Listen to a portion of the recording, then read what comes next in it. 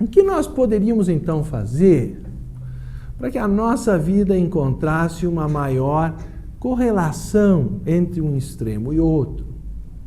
Eu gostaria de citar uma expressão magnífica do Katha Upanishad, que, portanto, tem por volta de 3.000 anos, das origens da tradição hindu, que diz: saiba que o ser é o passageiro e o corpo a carruagem, que o intelecto é o cocheiro e a mente as rédeas. Os sentidos, diz o sábio, são os cavalos. As estradas que percorrem são os labirintos do desejo. Todos vocês sabem que essa é uma das minhas citações prediletas, porque eu cito ela e faço um longo desenvolvimento no meu próprio livro, juntamente com o Pedro, A Tradição Sabedoria. Mas caracterizar intelectualmente cada um desses ingredientes, por exemplo, comparando com Platão, como nós fizemos na página 17, dissemos que o intelecto é chamado por Platão de alma arrogante e que os cavalos são a alma apetitiva de Platão, ou que busca as sensações. Por isso eu diria que nós somos governados por nossos apetites e não sequer pelos instintos físicos básicos. Porque senão nós jamais comeríamos mais do que necessitaríamos fisiologicamente e, portanto, não conseguiríamos ficar obesos. Na verdade, nem gordos nós ficaríamos. Muito menos todos os tratados de psiquiatria sobre os abusos sexuais e todas as deformações da conduta sexual, que nos animais apenas existe para a procriação e manutenção da espécie, na sua sobrevivência perante as leis do ambiente. E os rios de tinta que foram escritos por Freud, Jung e tantos outros depois dele sobre estas deformações, que é o que em geral a religião chama de luxúria, obviamente se trata de uma demanda artificial da sexualidade que está muito além do que seria o fisiologicamente necessário. Então, vocês podem enveredar por quase qualquer um dos instintos básicos do ser humano, que nos animais é regulado pela natureza, no ser humano está deformado e geralmente fora de controle, é causa de sofrimento e destruição. Então, essa alma inteligível de Platão, que corresponderia ao passageiro desta citação, saiba que o ser é o passageiro e o corpo a carruagem. Então, há dois. Há uma dualidade básica. Há o homem externo, que é o seu corpo físico, e aqueles que em torno dele habitam, a saber, os apetites, e a mente concreta, que está sempre em busca de satisfazer um novo apetite. Você sabe que a definição de vida do gourmet é que a vida é aquele lamentável intervalo entre duas refeições. Eu tinha um tio que já no almoço começava a arquitetar onde seria o jantar. Então, mesmo quando nós gozamos um prazer, já há uma ansiedade de que ele vai acabar. Então, essa é a maior de todas as contradições. Nem o próprio prazer é de fato gozado na sua pureza imediata, naquele momento em que ele se oferece, que é o único momento real possível, que é o momento presente. Nem o prazer no momento presente é gozado na sua plenitude, porque a mente desgovernada anseia, com medo do seu término, já antecipando a necessidade da sua repetição, o que é uma escravatura. Então, o homem que é rico não está satisfeito com a sua riqueza. Ele precisa ter mais para ter a segurança de que ele nunca vai ficar pobre. E aquilo se torna aquele substrato, aquele excedente que ele precisa para dar a segurança de que ele vai ter mais até quando não tiver a condição de ganhar. Isso se torna a obsessão da riqueza, Então, por mais rico que um homem seja, ele sempre precisa de mais, mais, mais e mais, a tal ponto que o Talmud define rico como o homem que está satisfeito com o que tem. Coisa raríssima. Vocês já encontraram uma pessoa satisfeita com o que tem? Vocês estão na frente de um homem infeliz. Que coisa extraordinária.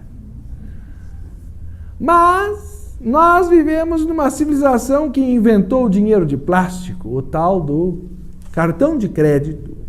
Então a gente vai passando aquilo na maquininha, clique-claque, já é tudo automático, eletrônico, etc. E dá a impressão que nós estamos muito felizes até o dia em que chega a cobrança. E aí o cara descobre que ele não consegue pagar. Aí ele entra no cheque especial para pagar aquilo, e aí o cheque especial tem um juro que às vezes é tão grande ou maior que o próprio do cartão, e aquilo vai entrando num círculo vicioso. Daqui a pouco ele vende o carro, o apartamento, perde a esposa, não sei mais o que, cai na bebida, porque ele não consegue ficar satisfeito com o que tem. Ele entrou num processo de consumismo. Então, quando nós investigamos essa magnífica passagem do Katha Upanishad, primeiro ele distingue o homem interno do homem externo. Ele coloca o homem dentro de um comboio, dentro de uma carruagem. Aquele é o homem interno. Saiba que o ser, a essência do homem, é o passageiro que vai dentro da carruagem. Supõe-se que o passageiro comprou uma passagem ou sabe para onde se destina aquela carruagem. Portanto, ele é aquele que sabe para onde vai aquele comboio. Se vocês perguntarem para o cavalo, o que ele vai responder? Cavalo não responde. É que nem a propaganda que dizia que girafa não fala. Então, na melhor das hipóteses, o cavalo está em busca de pastos mais verdejantes. E eu costumo dizer que os pastos mais verdejantes ficam na borda do abismo, porque ali ninguém ainda teve coragem, o resto todos já comeram. Mas quanto mais verde, mais inatingível, mais difícil, mais perigoso.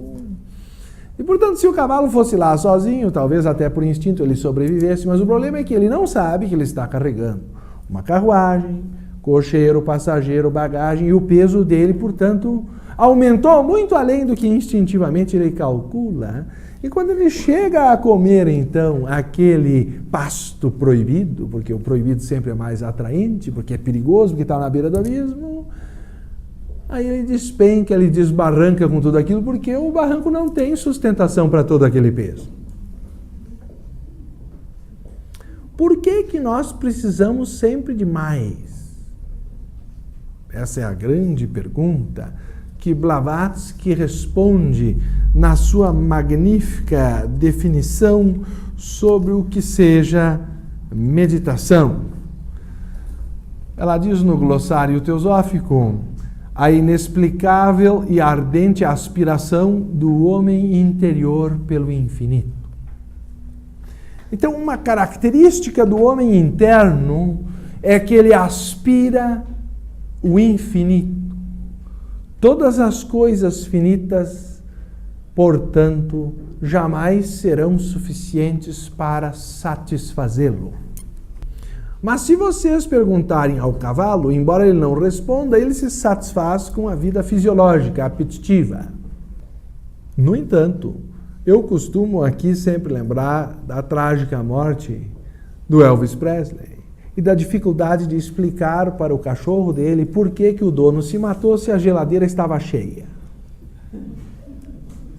Porque um cachorro ou um cavalo, o que ele espera da vida?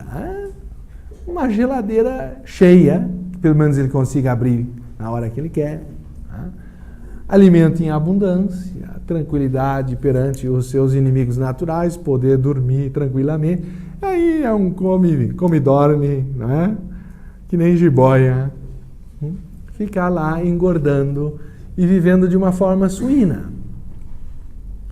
E vocês sabem que às vezes nós somos atacados pelo espírito suíno naquele domingo à tarde, e assistimos certos programas na televisão, comendo pipoca e Coca-Cola e não sei mais o quê. E esta pachorrice, que é considerada muito natural, não nos levará além de preencher necessidades do homem externo. Mas isso cria também um vazio interior. Eu suponho que não seja o caso da audiência, porque num sábado à tarde preferiram vir aqui a falar desse tema do que a assistir a algum enlatado televisivo. Ainda assim, nós deveríamos dizer, como diz o Bhagavad Gita no aforismo 13.1, este corpo é chamado o campo, e aquele que o conhece é chamado o conhecedor do campo pelo sábio. Então, sabedoria do ponto de vista da tradição hindu e do seu livro talvez mais conhecido, que é o Bhagavad Gita, é definida como conhecer o campo e o conhecedor do campo. Conhecer os veículos do comboio e ao passageiro, ao ser, a ele próprio, que escolhe o destino daquele comboio. Mas o cocheiro, ao repetir sempre a mesma trajetória, vai, vem, volta, etc. Então, quando o tal do cocheiro entra no piloto automático, e o caso mais grave é quando o cocheiro, já enfarado pela repetição dos caminhos, ainda carrega uma alegria química, uma bebidinha debaixo do banco, e aquilo vai mamando, etc. E depois de um certo tempo de deslocamento naquela trajetória, quem governa o comboio? É o cavalo. É ele que dá a direção do processo. E a primeira coisa que o cavalo espera é uma oportunidade para fugir da estrada, porque não dá para comer o asfalto. E ainda gasta os cascos dele, depois tem que botar aquele horror que é a ferradura e não sei mais o quê. Então, onde ele puder escapar pela lateral e sair da estrada, esta é a maior expectativa do cavalo a vida inteira.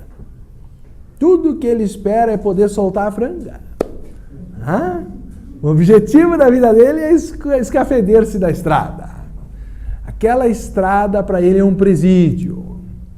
E como já está enfarado também o cocheiro, o passageiro vai ter que entrar no PROCON, porque ele pagou para ir num certo lugar e a coisa acabou indo despenhadeiro abaixo, sabe lá por quê? Aí para explicar, depois vamos fazer se é que carruagem tem caixa preta para fazer uma investigação.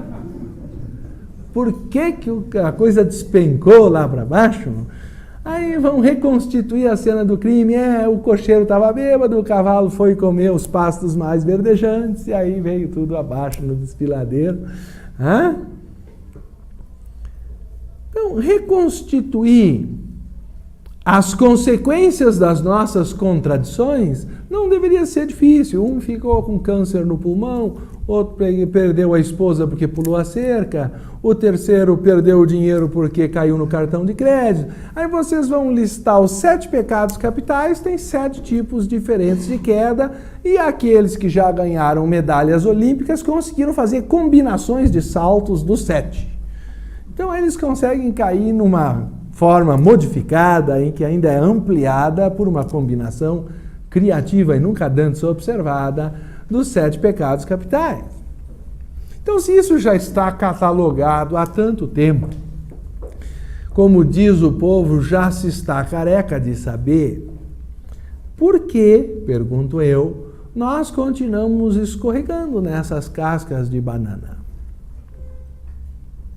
Ora, porque nós não conhecemos a nós mesmos nem ao campo, nem ao constituinte do comboio que vem a ser a carruagem, o nosso corpo, o cavalo, que é chamado pelos teólogos de corpo astral ou emocional, e o cocheiro, que é chamado de corpo mental, o que deveria organizar a direção dos nossos impulsos.